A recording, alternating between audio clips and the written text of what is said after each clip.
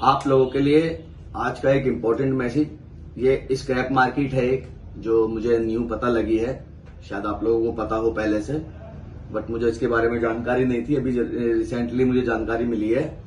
तो गाजियाबाद में एक हिंडन विहार है। जो लोकल एनसीआर के लोग हैं, गाजियाबाद, मेरठ, दिल्ली, फरीदाबाद, बागपत, ये लोग जानते होंगे गाजियाबाद में हिंडन विहार, मोहननगर से थोड़ा सा आगे हिंडन विहार जो मार्केट है, मतलब पूरा एक जगह बनी हुई है।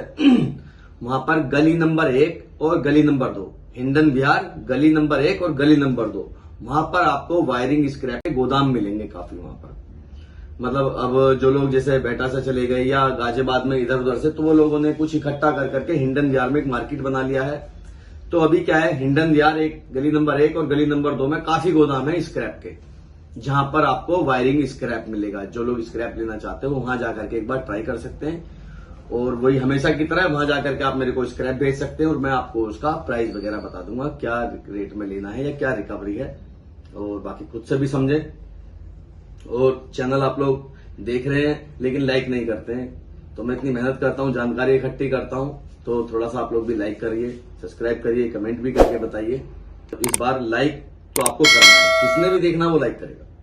और अब आप आज का मेटल प्राइस अपडेट।